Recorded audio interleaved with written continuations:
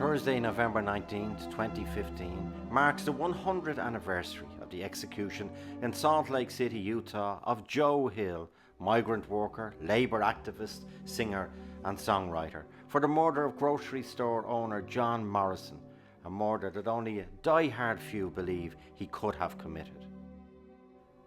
For the Salt Lake City authorities and Utah's leaders of industry, particularly the copper mine owners, Hill's execution signalled their determination to crush the industrial workers of the world, the IWW, a radical trade union that during the previous decade succeeded in organising and mobilising unskilled, low-wage, manual and casual workers and labourers, many of whom are migrants from every continent, and whose claim for labour rights and entitlements were not taken up by mainstream unions. For the IWW, whose agitation embraced both economic and political objectives, Hill's execution symbolised the struggle against political capitalism and against the suppression of labour. In due course, he became an icon of both struggles. 2 weeks before the execution, Jim Larkin, while speaking to an IWW rally in Boston, predicted Hill's legacy and martyrdom. "Erect no monument to his memory," he said, "as the man, by his example, has builded himself a monument that shall endure for all time." Larkin also spoke at Joe Hill's funeral on a warm, balmy Thanksgiving Day, Thursday, November 25th, 1915, in Chicago. His oration, with the title "Murder Most Foul," was published in the International Socialist Review the following December. In his oration, Larkin, while acknowledging that the IWW was at times extreme and over-exuberant in its revolutionary ideas, praised its members for their total commitment to what he called working-class emancipation, stating that the IWW never obscured the core issues, and in remaining true to its pioneering mission, it advocated perpetual war on and total abolition of the system of wage slavery that blights humanity. "That is a record to be proud of," he stated, "in these days of compromise." Larkin admonished those whom he viewed as compromisers, the leaders of mainstream unions, for their concessions to employers who continue to exploit workers, accusing them of stupidity, and for their lust for power and place and a deep-seated contempt for the workers who elect them. Larkin praised Joe Hill, describing him as a great soul whose heart was attuned to the spirit of the coming time and who voiced in rebellious phrases his belief in the working class. According to Larkin, Hill put the movement first and foremost, and in phrases that reflect Larkin's own religious convictions and belief in the symbolism of life after death, he compared Hill's death to the crucifixion, stating, "They shot him to death because he was a rebel, one of the disinherited, because he was the voice of the inarticulate downtrodden. They crucified him on their cross of gold, spilled his blood on the altar of their God, Prophet." He went on, "Because he cried out in the marketplace, on the highways, and in the dark places where the children of men gathered together.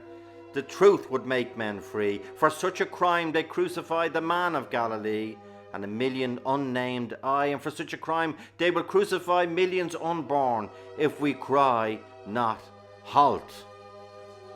Larkin called on his comrades to rededicate themselves to the cause.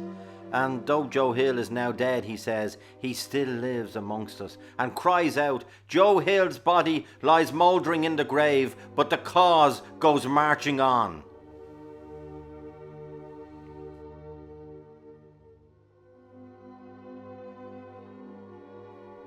Within a decade following Hill's death, and in the aftermath of World War I and the imprisonment of labour leaders, including Larkin himself, and internal divisions, the IWW began to decline. Larkin's prediction of Hill's iconic martyrdom was, however, realised, especially during the labour strikes of the 1920s and 1930s, and following the penning of Alfred Hayes' song, "I Dreamed I Saw Joe Hill Last Night," and the immortal words, "I never died," said he, "I'm still alive," said he, sung over and over again and recorded by many fine artists. Hill, who scribbled a last will and testament in verse, always understood the great power of song and music.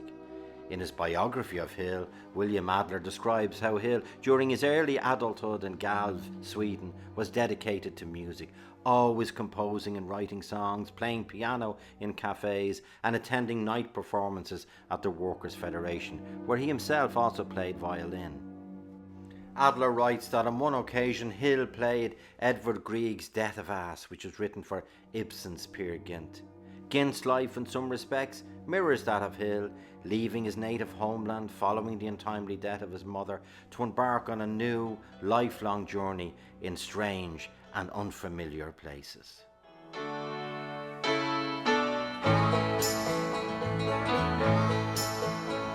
I dreamed I saw Joe Hill last night, alive as you and me.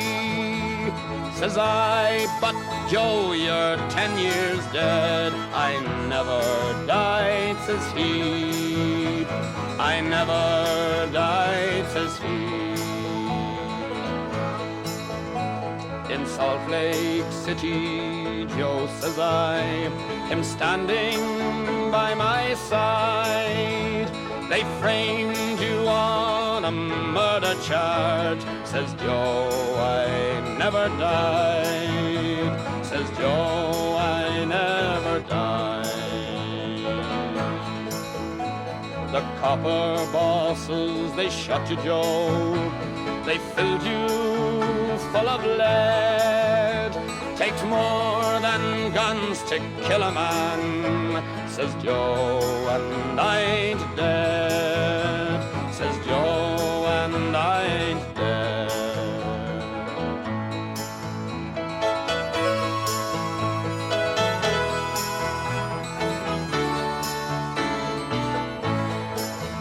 And standing there as big as life and smiling with his eyes, says Joe, what they forgot to kill went on to organize, went on to organize.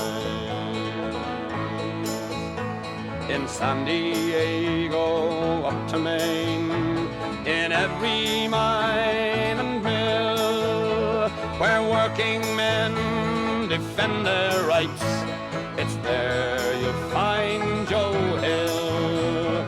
It's there you'll find Joe Hill. I dreamed I saw Joe Hill last night, alive as you and me. Says I, but Joe, you're 10 years dead.